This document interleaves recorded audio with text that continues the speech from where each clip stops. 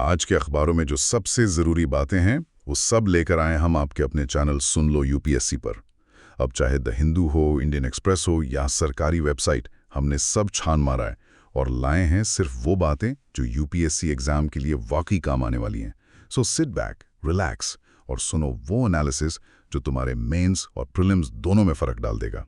ये है तुम्हारा डेली लर्निंग डोज, आसान जुबान में, फुल एक्सप्लेनेशन के साथ। और आज तारीख है 23 जनवरी 2026 और आज का दिन मतलब वाकई कई बड़ी और फाउंडेशनल खबरों से भरा हुआ है।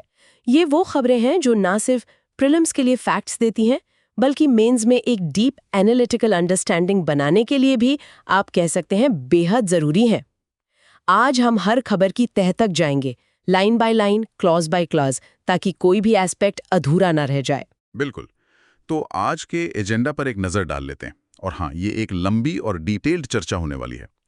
पॉलिटी एंड गवर्नेंस में हम आज की सबसे बड़ी खबर से शुरू करेंगे। सेंसस 2027 का नया डिजिटल नोटिफिकेशन आ गया है। उसके हर पहलू को, हर सवाल को और उसके पीछे की जो पूरी सोच है उसे समझेंगे। फिर हम ग्रेट निकोबार चलेंगे, जहां विकास और ट्राइबल राइट्स के बीच एक बड़ा संकट खड़ा हो गया है, उसकी गहराई में जाएंगे। और इलेक्टोरल रोल्स पर सुप्रीम कोर्ट ने इलेक्शन कमीशन को कुछ तीखे सवाल क्यों पूछे, उस पर भी विस्तार से चर्चा करेंगे। हाँ, और इकोनॉमी में हम डिकोड करेंगे कि सरकार सिडबी में 5,000 करोड़ रुपए क्यों डाल रही है। इसके पीछे की जो पूरी फाइनेंशियल मैकेनिक्स है उसे एकदम आसान भाषा में समझेंगे। और नीति आयोग ने सीमेंट, एल्यूमिनियम और एमएसएमई सेक्टर्स के लिए डीकार्बनाइजेशन रोड मैप्स जारी किए हैं। उनका मतलब और भारत के नेट जीरो लक्ष्य के लिए उनका असर समझेंगे। ये ग्रीन इकोनॉमी के लिहाज से बहुत बहुत महत्वपूर्ण है। इंटरनेशनल रिलेशंस में एक बहुत ही दिलचस्प घटना हुई है। पूर्व अमेरिकी राष्ट्रपति ट्रंप ने एक बोर्ड ऑफ पीस बनाया है और भारत ने इससे दूरी क्यों बनाई। इस स्ट्रेटेजिक मूव के पीछे की हर वजह को एनालाइज करेंगे। इंटरनल सिक्योरिटी में ऑपरेशन मेगाबुरू की सफलता को समझेंगे, जिसने माओवाद की कमर तोड़ दी है। और डिफेंस में मिलिट्री क्वांटम मिशन के भविष्य की रूपरेखा क्या है, इसे जानेंगे। और हाँ, क्वांटम टेक्नोलॉजी के बेसिक्स को भी समझेंगे, एकदम सिंपल तरीके से। बिल्कुल। इसके अलावा कल्चर में पराक्रम दिवस और बसंत पंचमी के महत्व पर बात होगी। इंफ्रास्ट्रक्चर में अमृत भारत ट्रेनों के विस्तार को देखेंगे। साइंस में एक गाय के टूल यूज करने की हैरान करने वाली खबर है जो एनिमल सेंशंस पर एक नई बहस छेड़ रही है। और अंत में द हिंदू और इंडियन एक्सप्रेस के एडिटोरियल्स का निचोड़, प्रीलिम्स के लिए quick facts, mains practice questions का पूरा फ्रेमवर्क और एक डिटेल्ड क्विज भी होगा। चलिए शुरू करते हैं पॉलिटी एंड गवर्नेंस से। और आज की सबसे बड़ी खबर जो आने वाले कई सालों तक भारत की पॉलिसी मेकिंग को, हमारी पॉलिटिक्स को और हमारे समाज को प्रभावित करेगी, वो है सेंसस 2027 का नोटिफिकेशन। बिल्कुल। ये सिर्फ एक रूटीन सरकारी घोषणा नहीं है।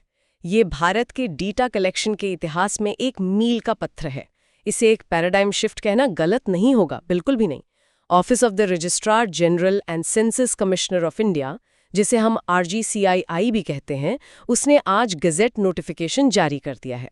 और प्रीलिम्स के लिए ये याद रखना ज़रूरी है कि ये RGCII ministry of home affairs यानी गृह मंत्रालय के तहत काम करता है। ओके, तो इससे पहले कि हम इस नोटिफिकेशन की गहराइयों में जाएं, चलिए अपने लिसनर्स के लिए फाउंडेशन तैयार करते हैं। सबसे पहले ये सेंसस यानी जनगणना होती क्या है और इसका संवैधानिक आधार मतलब कॉन्स्टिट्यूशनल बेसिस क्या है? देखिए, सेंसस का मतलब सिर्फ लोगों को गिनना या हेड काउंट करना नहीं है। वो तो एक बहुत छोटा सा हिस्सा है। ये देश के हर व्यक्ति की डेमोग्राफिक, सोशल और इकोनॉमिक प्रोफाइल का सबसे बड़ा, सबसे व्यापक और सबसे विश्वसनीय सोर्स है। आप सोचिए, सरकार की हर योजना, हर नीति, उसका आधार यही डेटा होता है। इसका संवैधानिक आधार हमारे संविधान के आर्टिकल 246 में मिलता है। आर्टिकल 246। ये तो 3 लिस्ट्स की बात करता है, यूनियन लिस्ट, स्टेट लिस्ट और कॉन्करेंट लिस्ट। एग्जैक्टली। आर्टिकल 246 केंद्र और राज्यों के बीच शक्तियों के बंटवारे की बात करता है और सेंसस 7th स्केड्यूल की यूनियन लिस्ट में एंट्री नंबर 69 पर आता है। इसका सीधा मतलब ये है कि जनगणना कराने और उससे जुड़े कानून बनाने का अधिकार सिर्फ और सिर्फ केंद्र सरकार यानी पार्लियामेंट के पास है। राज्यों के पास इसमें कोई शक्ति नहीं है। ये इसलिए जरूरी है ताकि पूरे देश में सेंसस का प्रोसेस, उसके सवाल और उसकी मेथोडोलॉजी सब एक समान हो, यूनिफॉर्मिटी बनी रहे। और इसे गवर्न करने के लिए कानून भी है, सेंसस एक्ट ऑफ 1948 1948। ये कानून सरकार को क्या शक्तियां देता है?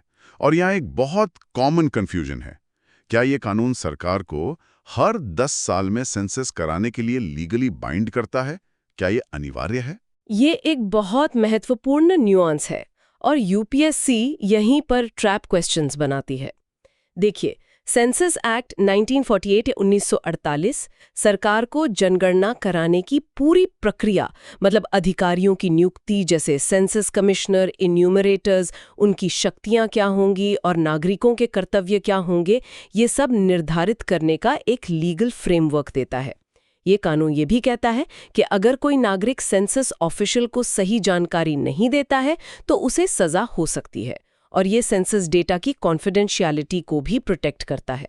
लेकिन वो 10 साल वाली बात, दिलचस्प बात यह है कि ये एक्ट सरकार को ये नहीं कहता कि आपको हर 10 साल में सेंसस कराना ही होगा। इट डज नॉट मैंडेट और पीरियोडिक सेंसस। ये सरकार के विवेक, उसके डिस्क्रेशन पर है कि वो कब कराना चाहती है। हालांकि 1881 और 1881 से ये कन्वेंशन या परंपरा रही है कि हर 10 साल में हो। तो 2021 की जनगणना में जो देरी हुई वो इस एक्ट का लीगल वायलेशन नहीं थी, हाँ, लेकिन उसने कई दूसरी समस्याएं खड़ी कर दें। अच्छा, तो 2021 की जनगणना में देरी हुई, पहले कोविड-19 की वजह से और फिर बाकी कारणों से। इस देरी का देश की डेटा ड्रिवन पॉलिसी मेकिंग पर क्या असर पड़ा है? ये स्टैटिस्टिकल वैक्यूम क्या है जिसके बारे में एक्सपर्ट्स बात कर रहे हैं? इसका बहुत गहरा और आप कह सकती हैं दूरगामी असर हुआ है। स्टैटिस्टिकल वैक्यूम का मतलब है आंकड़ों का शून्यकाल। एक वॉइड क्रिएट हो गया है। हमारे पास 2011-2011 के बाद से कोई कॉम्प्रिहेंसिव पॉपुलेशन डेटा नहीं है। अब आप सोचिए, सरकार की सारी वेलफेयर स्कीम्स, चाहे वो नेशनल फूड सिक्योरिटी एक्ट हो जिसके तहत 80 करोड़ लोगों को राशन मिलता है, या प्रधानमंत्री आवास योजना PMAY हो, या फिर राज्यों की अपनी योजनाएं, वो सब पॉपुलेशन डेटा पर निर्भर करती हैं। पुराने 2011 के डेटा के आधार पर योजनाएं बनाने से टारगेटिंग में भारी गड़बड़ी होती है। इसे एक एग्जाम्पल से समझाइए ताकि विषय और साफ हो जाए। बिल्कुल। मान लीजिए 2011 में एक जिले की आबादी 10 लाख थी और सरकार उसके हिसाब से वहां अनाज भेज रही है। लेकिन पिछले 15 सालों में माइग्रेशन और पॉपुलेशन ग्रोथ की वजह से उस जिले की आबादी अब 15 लाख हो चुकी है। इसका मतलब है कि 5 लाख लोग सिस्टम से बाहर हैं। उन्हें शायद पूरा लाभ नहीं मिल रहा, एक्सक्लूजन एरर हो रहा है। इसी तरह डिलिमिटेशन ऑफ कंस्टिट्यूएंसीज, मतलब लोकसभा और विधानसभा क्षेत्रों का पुनर्निर्धारण, फाइनेंस कमीशन का राज्यों को फंड एलोकेशन, ये सब पॉपुलेशन डेटा पर ही तो आधारित है। बिना नए डेटा के हम एक तरह से अंधेरे में तीर चला रहे हैं। इसीलिए 2027 का ये सेंसस इतना ज्यादा क्रिटिकल है। अब आते हैं आज के नोटिफिकेशन पर। इसमें क्या खास है? इसमें बताया गया है कि सेंसस का फेज 1, जिसे house listing and housing census कहते हैं, वो अप्रैल 1 से सितंबर 30 2026 के बीच होगा और इसमें 33 सवाल पूछे जाएंगे। पहले लिसनर्स के लिए फेज 1 और फेज 2 का अंतर बिल्कुल साफ कर दीजिए। ये दोनों अलग अलग क्यों हैं? हाँ, ये समझना बहुत जरूरी है। जनगणना हमेशा 2 चरणों में होती है। पहला चरण house listing and housing census, ये पॉपुलेशन एन्यूमरेशन से लगभग 1 साल पहले होता है। इसका मुख्य मकसद देश के सभी ढांचों, स्ट्रक्चर्स और घरों, हाउसेस की एक पूरी लिस्ट बनाना है ताकि फेज 2 के लिए एक फ्रेम तैयार हो सके। इसमें इन्यूमरेटर घर घर जाकर घर की स्थिति, घर का इस्तेमाल, रहने के लिए दुकान, स्कूल, उसमें रहने वाले परिवारों की संख्या, घर किस चीज का बना है, घर में क्या क्या सुविधाएं हैं, जैसे पीने का पानी, शौचालय, बिजली, kitchen, LPG connection, internet access, car, mobile phone, इन सब पर डेटा इकट्ठा करते हैं। ये एसेंशियली देश के हाउसिंग स्टॉक और एमिनिटीज का एक मैप तैयार करता है। तो ये एक तरह से देश का इंफ्रास्ट्रक्चर मैप हो गया। मतलब लोगों को गिनने से पहले हम उन घरों को गिन रहे हैं जहां लोग रहते हैं। फिर फेज 2 में असली लोगों की गिनती होती होगी, जहां से हमें डेमोग्राफी पता चलती है। प्रिसाइसली। फेज 2, जिसे पॉपुलेशन एन्यूमरेशन कहते हैं, वो असली हेड काउंट है। इसमें हर व्यक्ति की जानकारी ली जाती है, उसकी उम्र, लिंग, वैवाहिक स्थिति, शिक्षा, व्यवसाय, धर्म, SC/ST स्टेटस, भाषा, माइग्रेशन स्टेटस, जन्म स्थान इत्यादि। तो फेज 1 घरों पर फोकस करता है और फेज 2 लोगों पर। आज का नोटिफिकेशन सिर्फ और सिर्फ फेज 1 के लिए है। और इस बार फेज 1 में 33 सवाल हैं, जो 2021 के प्रस्तावित 31 सवालों से 2 ज्यादा हैं। ये बढ़ोतरी क्या दिखाती है? 2 सवाल क्यों बढ़ाए गए? ये दिखाता है कि सरकार अब और ज्यादा ग्रैन्युलर यानी और ज्यादा बारीक जानकारी इकट्ठा करना चाहती है, खासकर जीवन स्तर यानी क्वालिटी ऑफ लाइफ को समझने के लिए। और यही हमें इस सेंसस के सबसे बड़े बदलाव पर लाता है, जो पॉलिसी मेकिंग को हमेशा के लिए बदल सकता है। ये एक रेवोल्यूशनरी स्टेप है, जो है भारत का पहला डिजिटल सेंसस। इसका मतलब क्या है? पारंपरिक पेन एंड पेपर तरीके से ये कैसे अलग है? इसे विस्तार से समझाइए। पारंपरिक तरीके में 30 लाख से ज्यादा इन्यूमरेटर्स, जो ज्यादातर सरकारी शिक्षक या कर्मचारी होते थे, कागज के लंबे चौड़े फॉर्म्स लेकर घर घर जाते थे और जानकारी भरते थे। फिर उन लाखों करोड़ों फॉर्म्स को कलेक्शन सेंटर्स पर लाया जाता था, उन्हें स्कैन किया जाता था और फिर इंटेलिजेंट कैरेक्टर रिकग्निशन सॉफ्टवेयर से डिजिटाइज किया जाता था। इस पूरी प्रक्रिया में मतलब सालों लग जाते थे। आपको जानकर हैरानी होगी कि 2011 के सेंसस का फाइनल डेटा आने में 2014-15 तक का समय लग गया था। 4-5 साल सिर्फ डेटा प्रोसेसिंग में। आज की दुनिया में जहां डेटा रियल टाइम में प्रोसेस होता है, ये तो बहुत ज्यादा समय है। बिल्कुल। अब डिजिटल सेंसस में इन्यूमरेटर्स एक खास तौर पर बनाए गए मोबाइल ऐप का इस्तेमाल करेंगे, जो उनके पर्सनल स्मार्टफोन पर होगा। वो घर पर ही सारी जानकारी सीधे ऐप में डालेंगे, जो रियल टाइम में सेंट्रल सर्वर्स पर सिंक हो जाएगी। इससे डेटा एंट्री और प्रोसेसिंग का पूरा प्रोसेस ही खत्म हो गया। ये एक रेवोल्यूशनरी बदलाव है। डेटा हमें महीनों में मिल जाएगा, सालों में नहीं। और इसमें एक सेल्फ एन्यूमरेशन की सुविधा भी है। ये क्या है और ये किसे टारगेट कर रही है? क्या कोई भी इसे इस्तेमाल कर सकता है? सेल्फ इन्यूमरेशन एक वेब पोर्टल के जरिए दी जाएगी। इसमें नागरिक, खासकर शहरी क्षेत्रों के लोग या जो गेटेड कम्युनिटीज में रहते हैं, वो खुद ही अपने घर और परिवार की जानकारी ऑनलाइन भर सकते हैं। ये उन लोगों के लिए है जो डिजिटली लिटरेट हैं और जहां एन्यूमरेटर्स को आसानी से एक्सेस नहीं मिलता है। एक बार जब वो फॉर्म भर देंगे तो उन्हें एक रेफरेंस नंबर मिलेगा, जिसे वो एन्यूमरेटर के आने पर दिखा सकते हैं। हालांकि इसके डेटा को वैलिडेट कैसे किया जाएगा और ये सुनिश्चित करना कि कोई डबल काउंटिंग न हो, ये एक चुनौती होगी। अब आते हैं उस सबसे महत्वपूर्ण बदलाव पर जिसकी बात आप कर रहे थे, आवास डेटा का ग्रैन्युलराइजेशन। पहले की पद्धति में क्या कमी थी? पहले के सेंसस में घर की सामग्री के मटेरियल ऑफ द हाउस को लेकर एक ही सवाल होता था, जिसके कुछ मिले जुले मतलब एम्बिगुअस विकल्प होते थे। मान लीजिए एक घर है जिसकी दीवारें तो पक्की ईंट की हैं, लेकिन छत फूस की है। अब इन्यूमरेटर उसे कच्चा माने या पक्का, इस एम्बिग्विटी से घर की क्वालिटी की सही तस्वीर नहीं मिलती थी। एक घर जिसकी दीवारें और छत पक्की हैं लेकिन फर्श कच्ची मिट्टी का है, वो भी पक्का गिना जा सकता था। और नई पद्धति में क्या है? नई पद्धति में इस एक सवाल को 3 अलग अलग बेहद स्पेसिफिक सवालों में तोड़ दिया गया है। पहला, घर के फ्लोर यानी फर्श की मुख्य सामग्री क्या है, और इसके विकल्प होंगे मिट्टी, लकड़ी, सीमेंट, मोज़ेक टाइल्स आदि। दूसरा, घर की वॉल यानी दीवार की मुख्य सामग्री क्या है, इसके विकल्प घास फूस, प्लास्टिक, पक्की ईंट, पत्थर, कंक्रीट आदि। और तीसरा, घर की रूफ यानी छत की मुख्य सामग्री क्या है, इसके विकल्प फूस, मशीन निर्मित tiles, GI metal sheets, asbestos, concrete आदि। अरे वाह, ये तो बहुत ज्यादा डिटेल हो गया। तो अब हम उस घर की सटीक पहचान कर सकते हैं जिसकी दीवारें तो मजबूत हैं लेकिन छत टपकती है, या वो घर जो बाहर से पक्का दिखता है पर अंदर फर्श मिट्टी का है। प्रिसाइसली। और यहीं इस बदलाव का गहरा निहितार्थ छिपा है। इस ट्रायंगुलेशन ऑफ डेटा से, यानी इन तीनों डेटा पॉइंट्स को मिलाकर, सरकार एक बहुत ही सोफिस्टिकेटेड हाउसिंग क्वालिटी इंडेक्स बना सकती है। ये इंडेक्स सिर्फ ये नहीं बताएगा कि घर कच्चा है या पक्का, बल्कि ये बताएगा कि घर कितना सुरक्षित, टिकाऊ और रहने लायक है। ये क्वालिटी ऑफ हाउसिंग को मेजर करने का एक मल्टी डायमेंशनल अप्रोच है। और इसका सीधा असर सरकारी योजनाओं पर पड़ेगा, जैसे प्रधानमंत्री आवास योजना PMAY। कैसे? ये बेहतर टारगेटिंग में कैसे मदद करेगा? बिल्कुल। PMA ग्रामीण और अर्बन दोनों का लक्ष्य लोगों को घर देना या घर सुधारने में मदद करना है। अब इस नए डेटा से सरकार बेहतर टारगेटिंग कर पाएगी। वो उन घरों की सटीक पहचान कर सकती है जिन्हें सिर्फ छत की मरम्मत की जरूरत है, या जिन्हें सिर्फ पक्के फर्श की जरूरत है, या जिन्हें पूरी तरह से दोबारा बनाने की जरूरत है। इससे संसाधनों का बेहतर इस्तेमाल होगा और योजना का लाभ सही व्यक्ति तक पहुंचेगा। ये multi dimensional poverty index MPI के स्टैंडर्ड ऑफ लिविंग डायमेंशन को मापने के लिए भी एक बहुत पावरफुल टूल होगा, क्योंकि MPI में हाउसिंग एक की इंडिकेटर है। ये तो सच में एक गेम चेंजर है। लेकिन इस डिजिटल प्रक्रिया की चुनौतियां भी तो होंगी। 30 लाख इन्यूमरेटर्स को ट्रेनिंग देना, उनके पर्सनल स्मार्टफोन्स का इस्तेमाल, क्या इससे डेटा क्वालिटी और सिक्योरिटी पर सवाल नहीं उठेगा? हर किसी का फोन एक जैसा नहीं होता, किसी में नेटवर्क होगा, किसी में नहीं। आपने बिल्कुल सही मुद्दा उठाया है। चुनौतियां बहुत बड़ी हैं। सबसे पहली है द डिजिटल डिवाइड। भारत में आज भी कई ग्रामीण और दूर दराज के इलाकों में अच्छी इंटरनेट कनेक्टिविटी नहीं है। डिजिटल साक्षरता भी एक मुद्दा है। क्या सभी एन्यूमरेटर्स ऐप को आसानी से इस्तेमाल कर पाएंगे?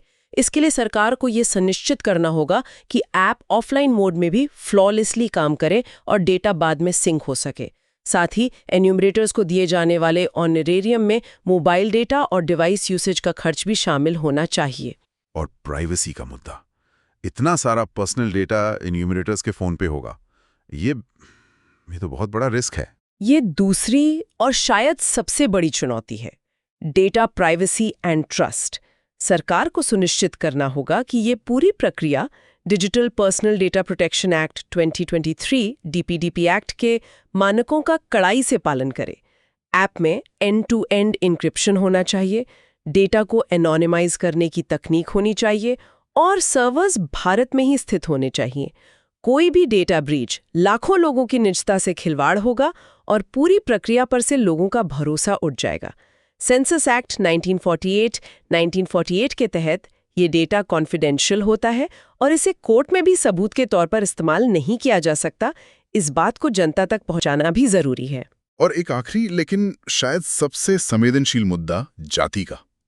भले ये नोटिफिकेशन फेज 1 के लिए है, लेकिन फेज 2 में जाति गणना की संभावना इस पूरी प्रक्रिया को कैसे राजनीतिक रूप से संवेदनशील बनाती है? इसका बहुत बड़ा राजनीतिक असर पड़ेगा। 1931 के बाद से भारत में जाति की गिनती नहीं हुई है, SC/ST को छोड़कर। कई राजनीतिक दल और सामाजिक समूह इसकी मांग कर रहे हैं ताकि आरक्षण नीतियों को री-इवैल्यूएट किया जा सके। अगर सरकार फेज 2 में जाति का सवाल शामिल करती है तो पूरी प्रक्रिया बेहद संवेदनशील हो जाएगी। फेज 1, जो कि एक टेक्निकल एक्सरसाइज होनी चाहिए, उसे भी फेज 2 के राजनीतिक चश्मे से देखा जाएगा।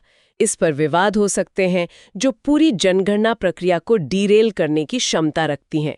सरकार को इस पूरी प्रक्रिया को बहुत सावधानी से मैनेज करना होगा। तो कुल मिलाकर सेंसस 2027 एक तरफ डेटा ड्रिवन गवर्नेंस के लिए अपार अवसर लेकर आ रहा है, जैसे डेटा वेलोसिटी यानी डेटा की तेज प्रोसेसिंग, और जियोस्पेशियल इंटीग्रेशन यानी घरों की जियो टैगिंग, जिससे आपदा प्रबंधन और अर्बन प्लानिंग में मदद मिलेगी। तो दूसरी तरफ डिजिटल डिवाइड, प्राइवेसी और राजनीतिक संवेदनशीलता जैसी बड़ी चुनौतियां भी हैं। बिल्कुल, सफलता इस बात पर निर्भर करेगी कि हम इन चुनौतियों से कैसे निपटते हैं। ये सिर्फ एक डेटा कलेक्शन एक्सरसाइज नहीं है, ये विकसित भारत के लक्ष्य को हासिल करने की दिशा में एक महत्वपूर्ण कदम है। एक तरफ सरकार डेटा के जरिए लोगों के जीवन को बेहतर बनाने की बात कर रही है, तो दूसरी तरफ ग्रेट निकोबार में विकास के नाम पर उन्हीं लोगों के अधिकारों पर सवाल उठ रहे हैं। ये क्लासिक टकराव है डेटा ड्रिवन डेवलपमेंट बनाम फंडामेंटल राइट्स का। चलिए पॉलिटी एंड गवर्नेंस के इस दूसरे बड़े मुद्दे पर चलते हैं, the great Nicobar rights conflict. हाँ, ये मामला बहुत गंभीर है और GS paper 2 social justice governance, 3 environment infrastructure और 4 एथिक्स तीनों के लिए महत्वपूर्ण है। मामला 92,000 करोड़ यानी 92,000 करोड़ के great Nicobar island GNI project से जुड़ा है। इस मेगा प्रोजेक्ट में एक इंटरनेशनल कंटेनर ट्रांसशिपमेंट टर्मिनल, एक ड्यूअल यूज इंटरनेशनल एयरपोर्ट, एक पावर प्लांट और एक पूरी टाउनशिप बनाने की योजना है। ये प्रोजेक्ट तो देश के स्ट्रेटेजिक और इकोनॉमिक इंटरेस्ट के लिए बहुत ज़रूरी बताया जा रहा है। चीन के मलाक्का डिलेमा को काउंटर करने के लिए ये सब बातें हैं। तो फिर संघर्ष किस बात का है? संघर्ष इसलिए है क्योंकि ये प्रोजेक्ट जिस जगह पर बन रहा है वो पारिस्थितिक रूप से बेहद संवेदनशील है, इकोलॉजिकली फ्रैजाइल है और 2 प्रमुख जनजातियों का घर है। निकोबारिस, जो एक शेड्यूल्ड ट्राइब ST है, और शोम्पेन, जो एक particularly vulnerable tribal group PVTG है। ये इलाका एक UNESCO man and biosphere reserve भी है। पीवीटीजीज वो जनजातियां होती हैं जो विलुप्तमी की कगार पर हैं, जिनकी आबादी बहुत कम है और जो अभी भी pre agricultural stage of economy में जी रहे हैं। शोम्पेन जनजाति के लोग आज भी बाहरी दुनिया से लगभग कटे हुए हैं। और इन जनजातियों को कानूनी सुरक्षा भी तो मिली हुई है। हाँ, और यही इस मामले का क्रक्स है। इस क्षेत्र को कई कानूनों से सुरक्षा मिलती है। सबसे महत्वपूर्ण है पहला, Andaman and Nicobar islands protection of aboriginal tribes regulation 1956, जिसे ANPAT कहते हैं। ये कानून ट्राइबल रिजर्व्स में किसी भी गैर जनजातीय व्यक्ति के प्रवेश या किसी भी व्यापारिक गतिविधि पर रोक लगाता है। और दूसरा, फॉरेस्ट राइट्स एक्ट FRA 2006। ये कानून इन वनवासी समुदायों को उनकी एंसेस्ट्रल लैंड्स पर इंडिविजुअल और कम्युनिटी राइट्स देता है। और इसका सबसे महत्वपूर्ण प्रावधान है free prior informed consent FPIC का सिद्धांत। Free prior informed consent FPIC, इस कॉन्सेप्ट को थोड़ा और डिटेल में समझाइए। ये 4 शब्द हैं, चारों का अपना मतलब है। बिल्कुल। FPIC का मतलब है कि अगर सरकार को इन जनजातियों की जमीन किसी और काम के लिए नॉन फॉरेस्ट पर्पस डाइवर्ट करनी है तो उसे इन समुदायों की ग्राम सभा से सहमति लेनी होगी। और ये सहमति 4 शर्तों को पूरा करनी चाहिए। पहला, फ्री, यानी बिना किसी दबाव, धमकी या लालच के दी गई हो। दूसरा, प्रायर, यानी प्रोजेक्ट शुरू होने से बहुत पहले ली गई हो, प्लानिंग स्टेज में ही। तीसरा, इन्फॉर्म्ड, यानी उन्हें प्रोजेक्ट के बारे में, उसके फायदे नुकसान के बारे में उनकी अपनी भाषा में पूरी जानकारी दी गई हो। और चौथा, कंसेंट, यानी उनकी तरफ से हाँ होनी चाहिए। सिर्फ कंसल्टेशन या सलाह मशवरा काफ़ी नहीं है। Consent is mandatory. तो आज का घटनाक्रम क्या है? विवाद क्यों बढ़ा है? FPIC का उल्लंघन कैसे हुआ? विवाद इसलिए बढ़ा क्योंकि आज निकोबार ट्राइबल काउंसिल ने प्रेस कॉन्फ्रेंस करके जिला प्रशासन पर गंभीर आरोप लगाए हैं। उनका कहना है कि उन्हें 7 जनवरी को एक मीटिंग में बुलाया गया और उन पर एक पहले से तैयार सरेंडर सर्टिफिकेट पर हस्ताक्षर करने के लिए दबाव डाला गया। सरेंडर सर्टिफिकेट, ये क्या है? सुनने में अजीब लग रहा है। मतलब अपने अधिकार सरेंडर कर दो। हाँ, ये एक दस्तावेज है जिसके जरिए जनजातियां स्वेच्छा से अपनी उन एंसेस्ट्रल लैंड्स पर अधिकार छोड़ देंगी जिनकी जरूरत प्रोजेक्ट के लिए है। इन जमीनों में चिंगम, इन हांगलोई जैसे गांव शामिल हैं जिन्हें 2004-2004 की सुनामी के बाद खाली कर दिया गया था, लेकिन उन पर आज भी जनजातियों का सांस्कृतिक, पारंपरिक और FIA के तहत कानूनी अधिकार है। ये सर्टिफिकेट असल में FPIC की प्रक्रिया को बाईपास करने का एक तरीका है। लेकिन ये तो FPIC के फ्री वाले सिद्धांत का सीधा उल्लंघन है। कॉन्सेंट तो फ्री, यानी बिना किसी दबाव के होनी चाहिए। एग्जैक्टली, यही काउंसिल का आरोप है। FPIC एक पूरी प्रक्रिया है। एक मीटिंग में साइन करा लेना FPIC नहीं है। काउंसिल का कहना है कि मीटिंग सिर्फ 10 मिनट चली, उन्हें मौखिक रूप से निर्देश दिए गए और दबाव बनाया गया कि अगर साइन नहीं किया तो विकास रुक जाएगा। ये कोअर्जन है, कॉन्सेंट नहीं। मीन्स के लिहाज से इसका विश्लेषण कैसे करें? GS पेपर 4 एथिक्स के लिए ये एक बेहतरीन केस स्टडी है। बिल्कुल, ये कोअर्जन वर्सेस कंसेंट का क्लासिक मामला है। एक लोक सेवक, पब्लिक सर्वेंट का कर्तव्य है कि वो कानून का पालन करे और कमजोर वर्गों के अधिकारों की रक्षा करे। Ethical governance. यहाँ आरोप है कि प्रशासन ही अधिकारों को छीनने के लिए दबाव बना रहा है, जो प्रशासनिक कदाचार, एडमिनिस्ट्रेटिव मैल प्रैक्टिस और एथिकल प्रिंसिपल्स के उल्लंघन का मामला है। इसमें एक समझौते के पेशकश की भी बात सामने आई है। ये ट्रांजैक्शनल गवर्नेंस क्या है? ये टर्म बहुत इंटरेस्टिंग है। हाँ, रिपोर्ट्स के मुताबिक प्रशासन ने ये भी पेशकश की कि अगर काउंसिल गलाथिया बे, जो प्रोजेक्ट की मुख्य साइट है और जायंट लेदरबैक टर्टल का नेस्टिंग ग्राउंड है, पर अपना दावा छोड़ दे तो उन्हें पश्चिमी तट पर कुछ सुनामी प्रभावित गांवों में बसने की इजाजत दी जाएगी। ये ट्रांजैक्शनल गवर्नेंस का एक खतरनाक उदाहरण है, जहां जनजातियों के इनएलिएनेबल राइट्स अहस्तांतरणीय अधिकारों को एक सौदेबाजी की वस्तु बना दिया जाता है। अधिकार सौदे की चीज नहीं होते, वो संवैधानिक गारंटी हैं। और इसमें जो बड़ा स्ट्रेटेजिक वर्सेस इकोलॉजिकल डिबेट है वो भी है। एक तरफ देश की सुरक्षा, दूसरी तरफ पर्यावरण और जनजातीय अधिकार। इसे कैसे बैलेंस किया जाए? बिल्कुल। प्रोजेक्ट के पक्ष में तर्क ये है कि ये ट्रांसशिपमेंट टर्मिनल चीन के मलक्का डायलेमा को काउंटर करने और कोलंबो, सिंगापुर और पोर्ट क्लांग की मोनोपोली को तोड़ने के लिए भू राजनीतिक रूप से यानी जियो स्ट्रेटेजिकली बहुत महत्वपूर्ण है। वहीं विपक्ष में तर्क ये है कि इसके लिए एक यूनेस्को बायोस्फीयर रिजर्व में लगभग 10 लाख पेड़ काटे जाएंगे, कोरल रीफ्स को खतरा होगा और शोम्पेन जनजाति के अस्तित्व पर संकट आ जाएगा। ये विकास और पर्यावरण संरक्षण के बीच संतुलन, balancing development and environmental protection का एक जटिल सवाल है। इसका असर अब आगे क्या होगा? मामला कोर्ट में भी है। हाँ, कैलकाटा हाई कोर्ट और नेशनल ग्रीन ट्रिब्यूनल (NGT) में मामले चल रहे हैं। ये नए आरोप निश्चित रूप से न्यायिक प्रक्रिया को प्रभावित करेंगे। अगर ये साबित हो जाता है कि कंसेंट दबाव में ली गई है, तो प्रोजेक्ट को मिली हुई एनवायरमेंटल और फॉरेस्ट क्लियरेंसेस रद्द भी हो सकती हैं। ये मामला दिखाता है कि विकास की प्रक्रिया को टॉप डाउन नहीं बल्कि बॉटम अप और पार्टिसिपेटिव होना चाहिए। इन गवर्नेंस के तीसरे विषय पर आते हैं। सुप्रीम कोर्ट ने इलेक्टोरल रोल्स को लेकर election commission of India (ECI) पर कुछ सख्त टिप्पणियां की हैं। मामला क्या है? मामला ECI द्वारा चलाए जा रहे एक स्पेशल इंटेंसिव रिवीजन SIR से जुड़ा है। पहले ये समझें कि SIR क्या होता है।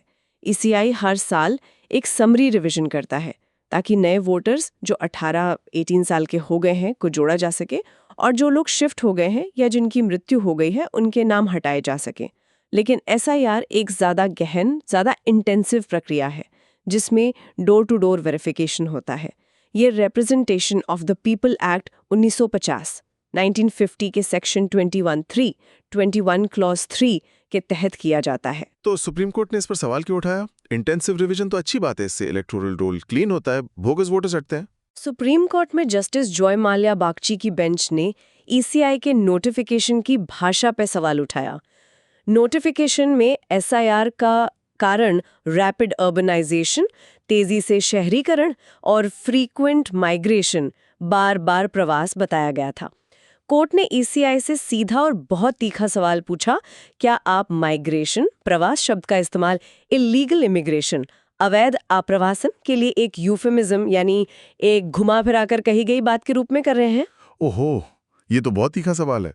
कोर्ट ने ऐसा क्यों पूछा? माइग्रेशन और इलीगल इमिग्रेशन में क्या फर्क है इस कॉन्टेक्स्ट में? मतलब कोर्ट की चिंता क्या थी? बहुत बड़ा फर्क है। माइग्रेशन शब्द अपने आप में न्यूट्रल है और भारतीय संदर्भ में ये एक संवैधानिक अधिकार है। भारत में संविधान का आर्टिकल 19(1)(d) हर नागरिक को देश में कहीं भी घूमने का और आर्टिकल 19(1)(e) कहीं भी बसने का मौलिक अधिकार देता है। तो बिहार से कोई व्यक्ति काम के लिए बंगाल जाता है तो वो अपना मौलिक अधिकार एक्सरसाइज कर रहा है, लेकिन इलीगल इमिग्रेशन एक गैर कानूनी गतिविधि है। तो कोर्ट का कहना था कि आप एक कानूनी गतिविधि के आड़ में क्या सिटीजनशिप वेरिफिकेशन कर रहे हैं? अगर आपका मकसद अवैध अप्रवासियों को पकड़ना है तो ये बात नोटिफिकेशन में साफ साफ क्यों नहीं लिखी? प्रिसाइजली, कोर्ट ने कहा कि आपकी भाषा में स्पष्टता की कमी है, लैक ऑफ क्लैरिटी। इससे ये संदेश जा सकता है कि ECI हर माइग्रेंट को एक पोटेंशियल इलीगल इमिग्रेंट की नज़र से देख रहा है। ये आर्टिकल 19 के तहत दिए गए अधिकारों पर एक चिलिंग इफेक्ट डाल सकता है। लोग डर सकते हैं। ECI के वकील ने इस पर क्या तर्क दिया? उनका क्या डिफेंस था? ECI के वकील ने 2003 के सिटीजनशिप अमेंडमेंट का हवाला दिया। उन्होंने कहा कि 2003 के बाद जन्म से नागरिकता साबित करना जटिल हो गया है।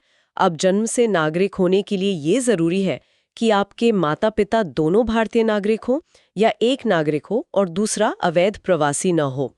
इसलिए सिर्फ रेजिडेंसी के आधार पर किसी को वोटर लिस्ट में नहीं रखा जा सकता, वेरिफिकेशन जरूरी है। लेकिन क्या इलेक्टोरल रोल रिवीजन इसके लिए सही प्रक्रिया है? नागरिकता साबित करने का बोझ, बर्डन ऑफ प्रूफ किस पर है? ये तो एक बहुत बड़ा सवाल है। यही मूल सवाल है। नागरिकता साबित करने का बोझ व्यक्ति पर होता है, लेकिन ये एक क्वाजी जुडिशियल प्रक्रिया के तहत होना चाहिए, जैसे नेशनल रजिस्टर ऑफ सिटीजन्स या फॉरेनर्स ट्रिब्यूनल में होता है। एक इलेक्टोरल रोल रिवीजन एक्सरसाइज को सिटीजनशिप डिटर्मिनेशन एक्सरसाइज में बदलना प्रक्रिया का दुरुपयोग हो सकता है। इससे असली भारतीय नागरिकों को भी परेशानी हो सकती है जो अपने दस्तावेज नहीं दिखा पाते। सुप्रीम कोर्ट का हस्तक्षेप इसी एडमिनिस्ट्रेटिव ओवररीच पर एक चेक है। तो आगे का रास्ता क्या है? कोर्ट ने क्या निर्देश दिए? कोर्ट ने ईसीआई को अपनी प्रक्रियाओं में ज्यादा पारदर्शिता और स्पष्टता लाने को कहा है। अगर मकसद अवैध आप्रवासियों की पहचान करना है तो उसके लिए एक अलग और स्पष्ट कानूनी प्रक्रिया होनी चाहिए। उसे रूटीन इलेक्टोरल प्रोसेसेस के साथ नहीं मिलाया जाना चाहिए। ईसीआई को ये सुनिश्चित करना होगा कि लेजिटिमेट इंटरनल माइग्रेंट्स को परेशान न किया जाए। पॉलिटी एंड गवर्नेंस की ये तीनों मुद्दे वाकई बहुत गहरे थे और शासन, अधिकार और कानून की पेचीदगियों को उजागर करते हैं। अब हम चलते हैं इकोनॉमी और डेवलपमेंट की तरफ, जहां आज एमएसएमई सेक्टर के लिए एक बड़ी खबर है। हाँ, और अर्थव्यवस्था में आज की पहली बड़ी खबर एमएसएमई सेक्टर के लिए एक बूस्टर डोज की तरह है। यूनियन कैबिनेट ने small industries development bank of India यानी सिडबी में 5,000 करोड़ के इक्विटी इन्फ्यूजन को मंजूरी दे दी है। 5,000 करोड़, ये एक बड़ी रकम है। सबसे पहले तो ये बताइए कि इक्विटी इन्फ्यूजन का मतलब क्या होता है और ये सिडबी को कैसे मदद करेगा? देखिए, किसी भी बैंक या वित्तीय संस्थान यानी फाइनेंशियल इंस्टीट्यूशन के लिए उसकी इक्विटी या कैपिटल उसकी रीढ़ की हड्डी होती है। इक्विटी इन्फ्यूजन का मतलब है कि सरकार जो एसआईडीबी की मालिक है उसमें अपनी हिस्सेदारी के तौर पर और पैसा डाल रही है। इसे पुनर्पूंजीकरण या रिकैपिटलाइजेशन भी कहते हैं। ये पैसा 3 किश्तों में दिया जाएगा। फाइनेंशियल ईयर 2025-26 में 3,000 करोड़, 2026-27 में 1,000 करोड़ और 2027-28 में 1,000 करोड़। मतलब इसे ऐसे समझ सकते हैं कि सरकार एसआईडीबी की तिजोरी में और पैसा डाल रही है ताकि उसकी फाइनेंशियल हेल्थ अच्छी हो जाए। लेकिन ये पैसा बैंक की उधार देने की क्षमता यानी लेंडिंग कैपेसिटी को कैसे बढ़ाता है, जिसे लेवरेज इफेक्ट कहते हैं। आपने बिल्कुल सही एनालॉजी दी। बैंक लेवरेज पर काम करते हैं। उनके पास जितनी इक्विटी होती है वो उसके कई गुना ज्यादा पैसा बाजार से, जैसे बॉन्ड जारी करके या आरबीआई से उधार ले सकते हैं और फिर उसे आगे लोन पर दे सकते हैं। एक कंजर्वेटिव अनुमान के मुताबिक 5,000 करोड़ की इस नई इक्विटी से सिडबी बाजार से लगभग 40,000 से 50,000 करोड़ अतिरिक्त जुटा पाएगा। ये सारा पैसा एमएसएमईज को लोन देने के लिए उपलब्ध होगा। इसमें capital to risk weighted assets ratio CARAR का भी जिक्र है। ये क्या होता है और सिडबी के लिए इसे बनाए रखना क्यों जरूरी है? ये थोड़ा टेक्निकल है, इसे आसान भाषा में तोड़कर समझाइए। CAR, जिसे कैपिटल एडिक्वेटी रेशियो भी कहते हैं, किसी भी बैंक के वित्तीय सेहत का सबसे महत्वपूर्ण पैमाना है। ये बताता है कि बैंक ने जो रिस्क वेटेड लोन्स दिए हैं उसकी तुलना में उसके पास कितनी कैपिटल है, टियर 1 एंड टियर 2। आरबीआई के नियमों के अनुसार बैंकों को एक मिनिमम CAR बनाए रखना पड़ता है जो अभी 9% है। ये एक तरह से बैंक का सेफ्टी कुशन है। अगर उसके कुछ लोन डूब भी जाएं, एनपीए भी जाएं, तो भी वो डिपॉजिटर्स का पैसा लौटाने की स्थिति में रहे। और ये रिस्क वेटेड एसेट्स क्या है? आरबीआई हर तरह के लोन को एक रिस्क वेट देता है। जैसे सरकार को दिया गया लोन सबसे सुरक्षित माना जाता है तो उसका रिस्क वेट 0% होता है। होम लोन का रिस्क वेट कम होता है, मान लीजिए 50%, और अनसिक्योर्ड पर्सनल लोन सबसे रिस्की होता है तो उसका रिस्क वेट 125% तक हो सकता है। CAR कैलकुलेट करते समय हम लोन की एक्चुअल अमाउंट नहीं बल्कि रिस्क वेटेड अमाउंट लेते हैं। तो ये साइड बी के लिए ये CRR मेंटेन करना इतना जरूरी क्यों हो गया है? अचानक से ये जरूरत क्यों पड़ी? ये इसलिए जरूरी हो गया है क्योंकि सिडबी का बिजनेस मॉडल बदल रहा है। पहले सिडबी मुख्य रूप से एक रीफाइनेंसिंग एजेंसी थी, यानी वो बैंकों और NBFCs को पैसा देती थी और फिर वो आगे MSMEs को लोन देते थे। इस मॉडल में रिस्क सिडबी का नहीं बल्कि उस बैंक का होता था, इसलिए इसका रिस्क वेट कम था। लेकिन अब सिडबी डायरेक्ट लेंडिंग में उतर गया है, यानी वो सीधे MSMEs को लोन दे रहा है। डायरेक्ट लेंडिंग में रिस्क ज्यादा होता है, इसलिए इसका रिस्क वेट 100% होता है। ज्यादा रिस्क वेटेड एसेट्स का मतलब है कि आपको ज्यादा कैपिटल की जरूरत पड़ेगी ताकि आपका CAR मेंटेन रहे। ये इक्विटी इन्फ्यूजन सिडबी को बिना लेंडिंग रोके अपना CAR बनाए रखने में मदद करेगा। तो इसका जमीन पर एमएसएमई सेक्टर पर क्या असर पड़ेगा? ये सेक्टर इतना जरूरी क्यों है हमारी इकोनॉमी के लिए? इसका बहुत बड़ा सकारात्मक असर पड़ेगा। एमएसएमई सेक्टर भारतीय अर्थव्यवस्था की रीढ़ है। ये कृषि के बाद देश का दूसरा सबसे बड़ा नियोक्ता एम्प्लॉयर है। ये हमारे जीडीपी में लगभग 30%, 30% और एक्सपोर्ट्स में 40% कंट्रीब्यूट करता है। सरकार का अनुमान है कि इस कदम से 25.74 लाख नए एमएसएमईज को फायदा होगा। और अगर हम एक एमएसएमई में औसतन 4.37 नौकरियों का हिसाब लगाएं तो इससे अगले 3 सालों में 1.12 करोड़ नई नौकरियां पैदा करने में मदद मिल सकती है। और इससे एमएसएमईज के लिए लोन की लागत, क्रेडिट कॉस्ट भी कम होगी। हाँ, ये दूसरा बड़ा फायदा है। मजबूत कैपिटल बेस होने से एसआईडीबी अपनी AAA क्रेडिट रेटिंग बनाए रख पाएगा। जितनी अच्छी क्रेडिट रेटिंग होती है उतना ही सस्ता कर्ज बाजार से मिलता है। एसआईडीबी को जब सस्ता पैसा मिलेगा तो वो आगे एमएसएमईज को भी कम ब्याज दरों पर लोन दे पाएगा। ये एमएसएमईज की एक बहुत पुरानी समस्या का समाधान है जिसे एक्सेस टू अफोर्डेबल क्रेडिट कहते हैं। तो ये एक बहुत ही स्ट्रेटेजिक मूव है जो एमएसएमई इकोसिस्टम को बूस्ट करेगा। चलिए अर्थव्यवस्था की दूसरी बड़ी खबर पर चलते हैं जो भारत के नेट जीरो लक्ष्य से जुड़ी है। नीति आयोग ने डीकार्बनाइजेशन पाथवेज पर कुछ महत्वपूर्ण रिपोर्ट्स जारी की हैं। जी, नीति आयोग ने सीमेंट, एल्यूमिनियम और एमएसएमईज इन 3 क्षेत्रों के लिए डीकार्बनाइजेशन यानी कार्बन उत्सर्जन कम करने के रोड मैप जारी किए हैं। इन रिपोर्ट्स की जरूरत क्यों पड़ी ये समझना जरूरी है। इसके 2 बड़े कारण हैं। पहला, यूरोपियन यूनियन का कार्बन बॉर्डर एडजस्टमेंट मैकेनिज्म सीबैम। सीबैम ये क्या है? इसे कार्बन टैक्स भी कहा जा रहा है। सीबैम एक तरह का कार्बन टैक्स ही है। इसके तहत 2026 से अगर भारत जैसा कोई भी देश ईयू को स्टील, सीमेंट, एल्यूमिनियम जैसे हाई कार्बन प्रोडक्ट्स एक्सपोर्ट करता है तो उसे ईयू में घुसने पर एक टैक्स देना होगा। ये टैक्स उस प्रोडक्ट को बनाने में हुए कार्बन उत्सर्जन पर आधारित होगा। अगर हमें ईयू के बाजार में कम्पेटिटिव बने रहना है तो हमें अपने प्रोडक्शन प्रोसेसेस को ग्रीन बनाना ही होगा, वरना हमारे प्रोडक्ट्स वहां बहुत महंगे हो जाएंगे।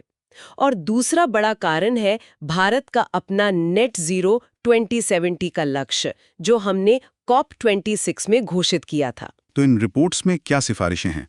पहले सीमेंट सेक्टर की बात करते हैं।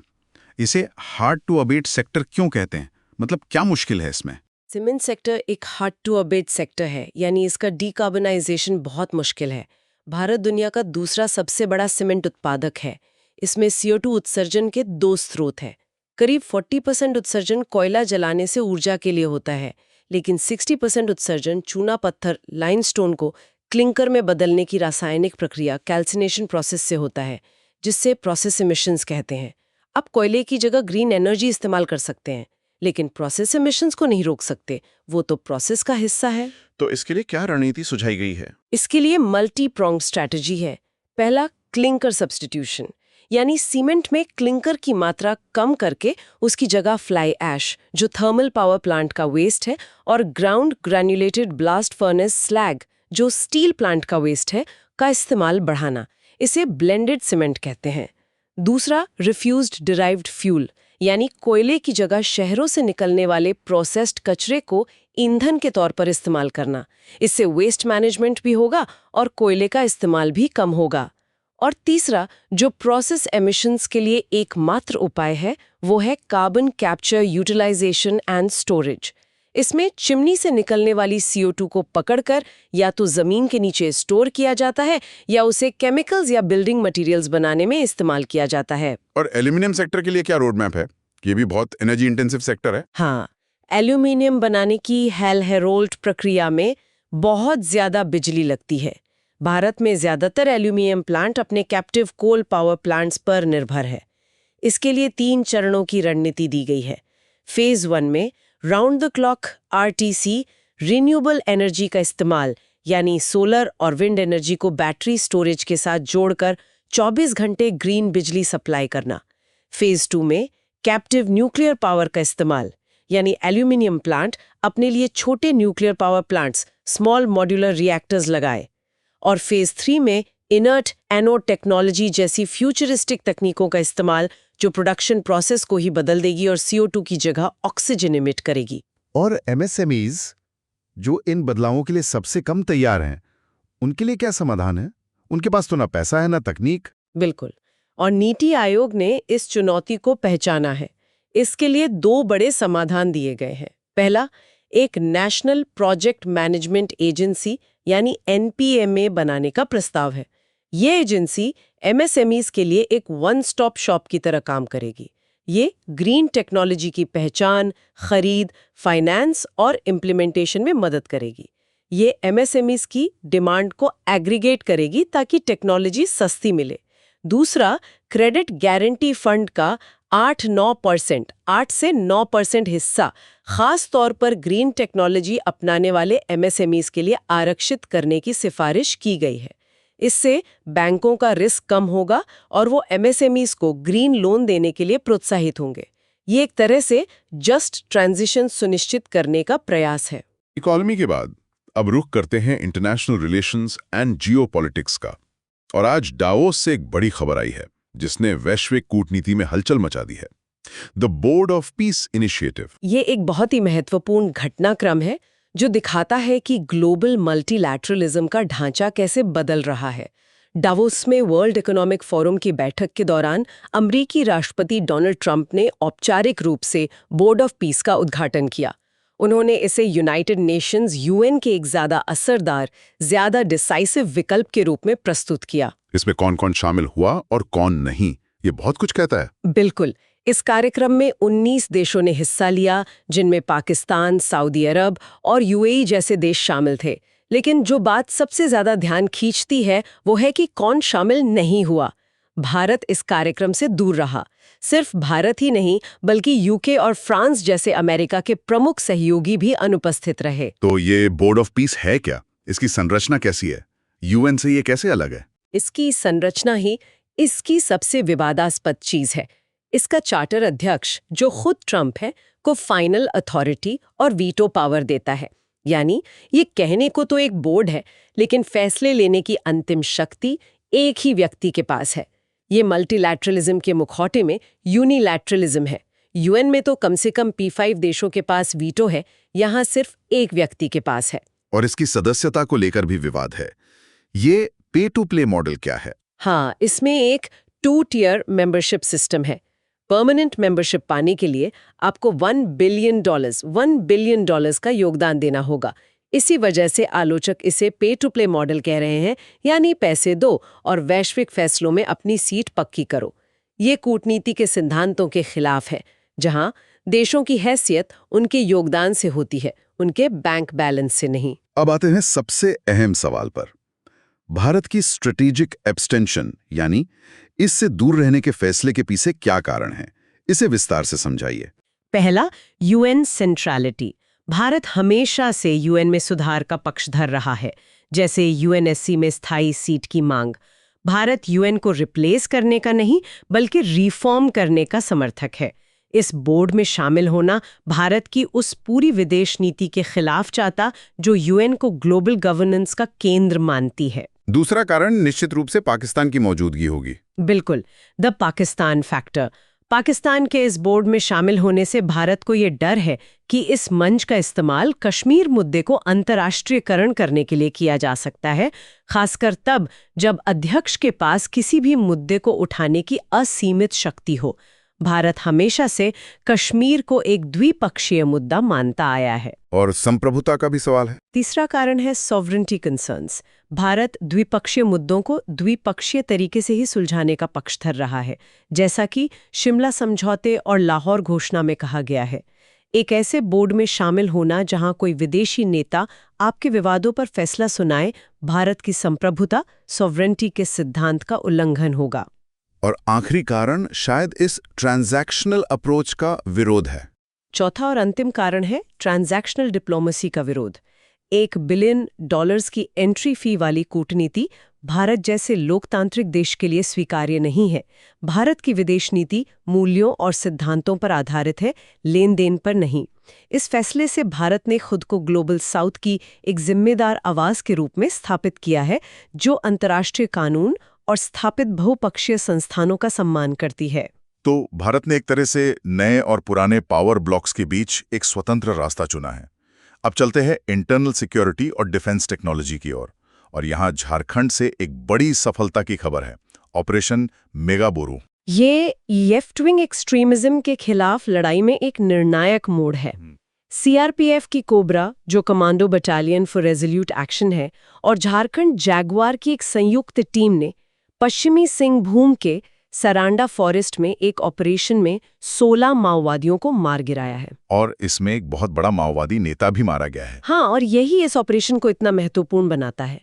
मारे गए लोगों में पटीराम मंझी उर्फ एनएलडा भी शामिल हैं।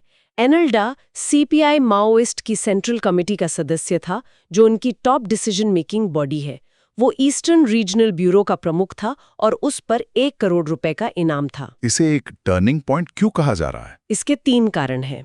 पहला, ये डीकैपिटेशन स्ट्रैटेजी की सफलता है, यानी शीर्ष नेतृत्व को खत्म करने की रणनीति। सेंट्रल कमेटी के सदस्य के मारे जाने से संगठन में एक लीडरशिप वैक्यूम पैदा होता है, कमांड एंड कंट्रोल टूट जाता है और मोराल गिरता है। दूसरा कारण शायद इस ऑपरेशन की जगह है, सरांडा फॉरेस्ट। बिल्कुल, ज्योग्राफी का महत्व। सरांदा फॉरेस्ट, जिसे 700 पहाड़ियों की भूमि भी कहा जाता था, कभी माओवादियों का लिबरेटेड जोन माना जाता था। ये उनका आखिरी बड़ा गढ़ था। यहाँ पर सुरक्षा बलों का नियंत्रण स्थापित करना एक बहुत बड़ी मनोवैज्ञानिक और सामरिक जीत है। और तीसरा है ऑपरेशनल सक्सेस। ये ऑपरेशन सटीक खुफिया जानकारी पर आधारित था और इसमें सुरक्षा बलों को कोई नुकसान नहीं हुआ, 0 कैजुअल्टीज। ये जंगल वॉरफेयर में हमारी टैक्टिकल कैपेबिलिटीज में हुए सुधार को दिखाता है। ये गृह मंत्रालय के LWE मुक्त भारत के लक्ष्य की दिशा में एक बड़ा कदम है। डिफेंस टेक्नोलॉजी से भी एक बड़ी खबर है, military quantum mission policy framework जारी किया गया है। ये सुनने में बहुत फ्यूचरिस्टिक लगता है, ये क्या है? ये भविष्य के युद्ध की तैयारी है। Chief of defence staff general Anil Chauhan ने ये रोड मैप जारी किया है। इसका उद्देश्य क्वांटम टेक्नोलॉजीज को भारतीय सशस्त्र बलों में एकीकृत करना है। ये भारत की सैन्य सोच में एक बड़े बदलाव का संकेत है, from technology adoption to technology centric warfare. इस फ्रेमवर्क में भविष्य के युद्ध के 4 स्तंभों की बात की गई है। वो क्या हैं? इन्हें आसान भाषा में समझाइए। पहला स्तंभ है क्वांटम कम्युनिकेशन। इसका बेस है क्वांटम की डिस्ट्रीब्यूशन, QKD तकनीक। इसे ऐसे समझिए, आज का कम्युनिकेशन एन्क्रिप्शन पर आधारित है, जिसे सुपर कंप्यूटर्स तोड़ सकते हैं। QKD में कम्युनिकेशन की जानकारी क्वांटम फिजिक्स के नियमों के तहत फोटॉन्स के जरिए भेजी जाती है।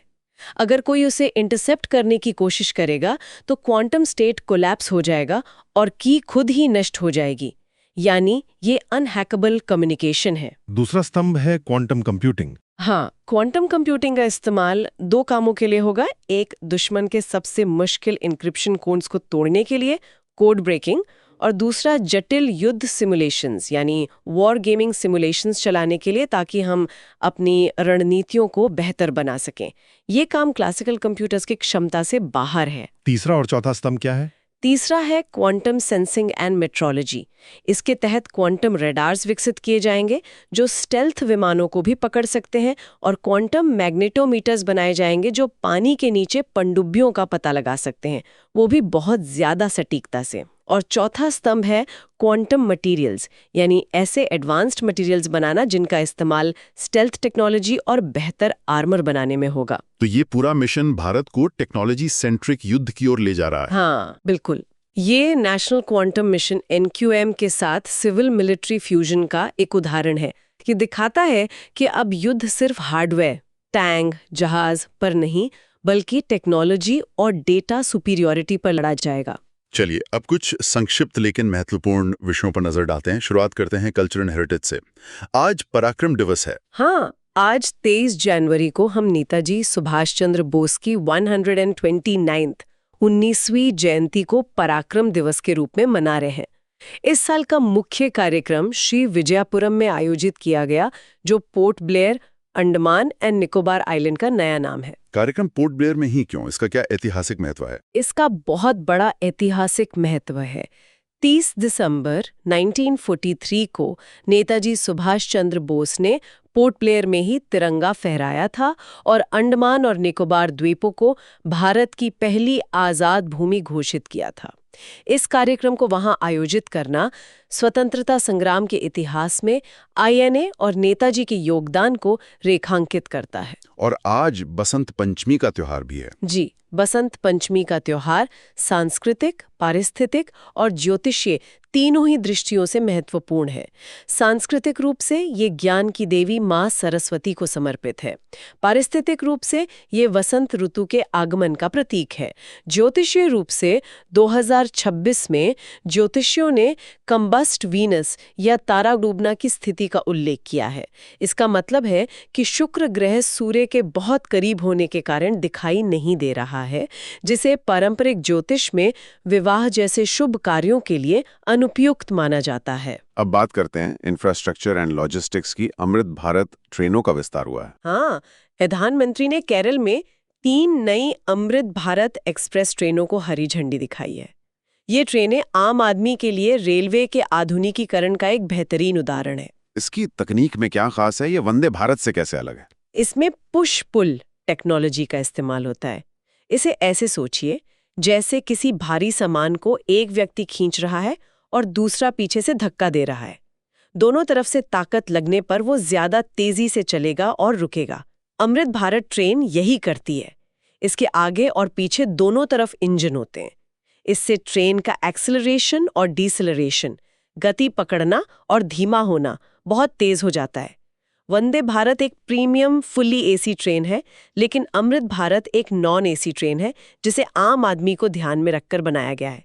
ये गति और आराम का लोकतंत्रीकरण, democratisation of speed and comfort. और अंत में साइंस एंड कॉग्निटिव एथोलॉजी से एक हैरान करने वाली खबर। ऑस्ट्रिया की एक गाय वेरोनिका ने टूल यूज का प्रदर्शन किया है। ये एक बहुत ही फैसिनेटिंग स्टडी है जो करंट बायोलॉजी जर्नल में प्रकाशित हुई है। इस स्टडी में देखा गया कि वेरोनिका नाम की एक गाय अपनी पीठ के उन हिस्सों को खुजलाने के लिए जहां वो खुद नहीं पहुंच सकती थी, एक ब्रश का इस्तेमाल कर रही थी। ये दिखाता है कि उनमें भी प्रॉब्लम सॉल्विंग की क्षमता और सेंटियंस, संज्ञानात्मक क्षमता हो सकती है। जीएस पेपर 4 एथिक्स के लिए ये एक महत्वपूर्ण बिंदु है जो पशुओं के प्रति हमारे व्यवहार और उनके कल्याण पर नैतिक सवाल खड़े करता है। वाकई आज की खबरें दिखाती हैं कि कैसे पॉलिटी, इकोनॉमी, साइंस और एथिक्स सब एक दूसरे से जुड़े हुए हैं। अब देखते हैं कि आज के बड़े अखबारों के एडिटोरियल्स इन मुद्दों पर क्या कह रहे हैं। दूर रहने के फैसले का पुरजोर समर्थन करता है। इसका तर्क है कि भारत का फैसला बिल्कुल सही है क्योंकि ये बोर्ड 3 स्तरों पर फ्लॉड है। पहला, ये स्ट्रक्चरली फ्लॉड है क्योंकि इसमें एक नेता को वीटो पावर दी गई है। दूसरा, ये एथिकली कॉम्प्रोमाइज्ड है क्योंकि ये पे टू प्ले मॉडल पर आधारित है। और तीसरा, ये डिप्लोमैटिकली डेंजरस है क्योंकि इसका इस्तेमाल कश्मीर जैसे मुद्दों पर हस्तक्षेप करने के लिए किया जा सकता है। और इंडियन एक्सप्रेस का एडिटोरियल? इंडियन एक्सप्रेस का editorial jurisprudence of migration, supreme court द्वारा ईसीआई की आलोचना का विश्लेषण करता है। इसका मुख्य तर्क ये है कि भारत जैसे देश में जहां एकल नागरिकता यानी सिंगल सिटीजनशिप है, वहां आंतरिक प्रवासन यानी इंटरनल माइग्रेशन एक अधिकार है, कोई संदिग्ध गतिविधि नहीं है। एडिटोरियल इस बात पर चिंता जताता है कि कैसे प्रशासनिक प्रक्रियाओं का इस्तेमाल नागरिकों के प्रोफाइलिंग के लिए किया जा सकता है, जिसे वो वेपनाइजेशन ऑफ डेटा कहते हैं। दोनों ही एडिटोरियल्स आज की हमारी चर्चा को एक गहरा एनालिटिकल पर्सपेक्टिव देते हैं। अब समय है प्रीलिम्स फैक्ट्स का। पहला फैक्ट, श्रीविजयपुरम। ये port Blair, Andaman and Nicobar islands का नया आधिकारिक नाम है। दूसरा, सरांदा फॉरेस्ट। ये झारखंड के पश्चिमी सिंहभूम जिले में स्थित है। इसे 700 यानी 700 पहाड़ियों की भूमि के नाम से भी जाना जाता है। तीसरा, सेंसस एक्ट 1948। ये सरकार को समय समय पर जनगणना कराने के लिए बाध्य नहीं करता है। सेंसस संघ सूची यानी यूनियन लिस्ट का विषय है। चौथा, national project management agency NPMA। ये नीति आयोग द्वारा MSMEs के ग्रीन ट्रांजिशन की देखरेख के लिए प्रस्तावित एक नई एजेंसी है। पांचवा, क्वांटम की डिस्ट्रीब्यूशन QKD। यह क्वांटम मैकेनिक्स का उपयोग करने वाला एक अनहैकेबल संचार तरीका है। छठा, आर्टिकल 246। ये संविधान का वो अनुच्छेद है जो शक्तियों का बंटवारा करता है। सेंसस को संघ सूची की एंट्री 69 में रखा गया है। 7वां एनालदा, ये पटीरम मांझी का उपनाम था जो ऑपरेशन मेगाबरू में मारा गया शीर्ष माओवादी नेता था। 8वां पुश-पुल टेक्नोलॉजी, इसका इस्तेमाल अमृत भारत एक्सप्रेस में होता है। इसमें त्वरण और मंदन को बढ़ाने के लिए 2 लोकोमोटिव आगे और पीछे शामिल होते हैं। 9वां शोम्पेन, यह ग्रेट निकोबार का एक पर्टिकुलरली वल्नरेबल ट्राइबल ग्रुप है। और 10वां हॉल हेरोल्ड प्रोसेस, यह एल्यूमिनियम गलाने की औद्योगिक प्रक्रिया है जो बहुत एनर्जी इंटेंसिव है। ये थे प्रीलिम्स के लिए 10 महत्वपूर्ण तथ्य। अब आते हैं मेंस प्रैक्टिस क्वेश्चंस पर। पहला प्रश्न जीएस पेपर 2 पॉलिटी से है। प्रश्न है, the notification for census 2027 marks a paradigm shift towards a digital-first approach in India's administrative history. Critically analyze the challenges of a digital census and discuss the potential implications of the new data on the upcoming delimitation exercise. 250 शब्द। इसका एक अच्छा उत्तर कैसे लिखा जा सकता है? देखिए, सबसे पहले इंट्रोडक्शन में आप RGNCCI की अधिसूचना और इसे पैराडाइम शिफ्ट क्यों कहा जा रहा है ये बताएंगे। फिर बॉडी के पहले पैराग्राफ में द डिजिटल शिफ्ट पर चर्चा करेंगे, इसके बेनिफिट्स, गति, सटीकता और challenges, digital divide, data privacy. Body का दूसरा पैराग्राफ डिलिमिटेशन इम्प्लीकेशंस पर होगा। यहाँ आप बताएंगे कि 2027 के डेटा से संसदीय सीटों का आवंटन जो 1971 से रुका हुआ है फिर से शुरू हो सकता है और इससे नॉर्थ साउथ डिवाइड का मुद्दा कैसे उठेगा।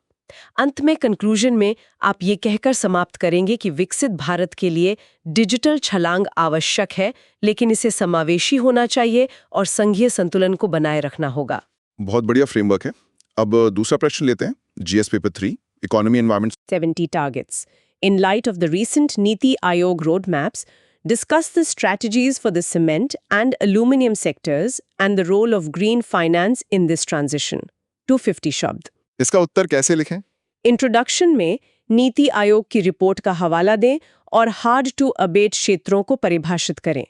बॉडी का पहला पैराग्राफ सेक्टोरल स्ट्रैटेजीज पर होगा। इसमें आप सीमेंट के लिए RDF, CCUS और एल्यूमिनियम के लिए RTC, रिन्यूएबल्स और कैप्टिव न्यूक्लियर पावर की बात करेंगे। बॉडी का दूसरा paragraph green finance and MSMEs पर होगा। यहाँ NPMCA की भूमिका और ब्लेंडेड फाइनेंस की आवश्यकता पर चर्चा करें। कंक्लूजन में इस बात पर जोर दें कि ये संक्रमण एक जस्ट ट्रांजिशन होना चाहिए ताकि भारतीय उद्योग प्रतिस्पर्धी बना रहे। ये दोनों ही फ्रेमवर्क एस्पिरेंट्स के लिए बहुत उपयोगी होंगे। अब है आज के क्विज का समय। बिल्कुल। पहला सवाल, consider the following statements regarding the census of India. 1. It is conducted under the provisions of the Census Act 1948. 2. The 2027 census will be the first to allow self-enumeration by citizens via a digital portal. 3. Census is a subject under the concurrent list of the 7th schedule. Which of the statements given above are correct? A. 1 and 2 only. B. 2 and 3 only. C. 1 and 3 only. D. 1, 2 and 3. सही उत्तर है A. 1 and 2 only. Statement 3 गलत है क्योंकि census union list का विषय है। दूसरा सवाल, operation मेगाबुरू recently seen in the news is related to A. Evacuation of Indians from a conflict zone. B. Anti-Maoist operation in Jharkhand's Saranda forest. C. Naval exercise in the Indian Ocean. D. Conservation of Great Nicobar Biosphere. सही उत्तर है B. Anti-Maoist operation in Jharkhand's Saranda forest. तीसरा सवाल, The Military Quantum Mission Policy Framework released by the CDS aims to integrate which of the following pillars? 1. Quantum communication. 2. Quantum computing. 3. Quantum sensing. 4. Quantum materials.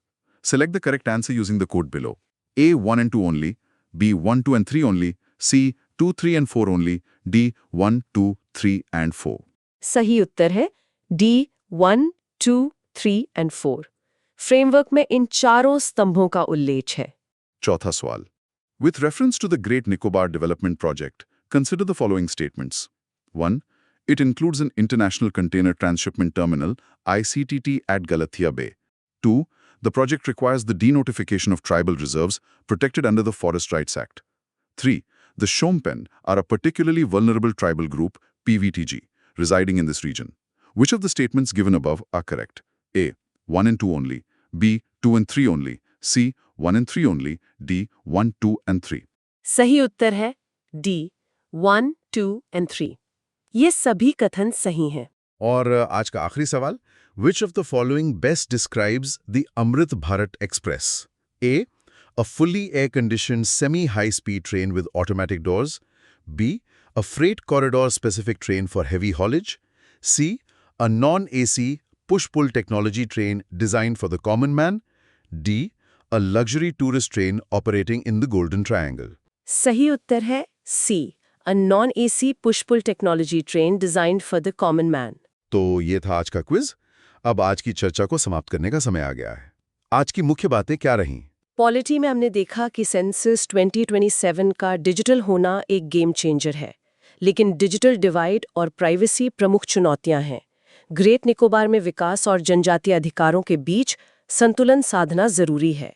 Economy में सिडबी को मजबूत करना MSME sector को बढ़ावा देने के लिए महत्वपूर्ण है, और आईआर एंड सिक्योरिटी में भारत ने स्ट्रेटेजिक ऑटोनॉमी दिखाते हुए यूएन केंद्रित विदेश नीति को प्राथमिकता दी है और आंतरिक सुरक्षा में माओवाद के खिलाफ निर्णायक सफलता मिली है। आज की मेहनत कल की कहानी बदल देगी। अगर ये सेशन अच्छा लगा तो लाइक, शेयर और कमेंट जरूर करो और सब्सक्राइब करो सुन लो यूपीएससी को। 299 रुपीस मेंबरशिप ज्वाइन करके एक्सक्लूसिव कंटेंट का एक्सेस लो।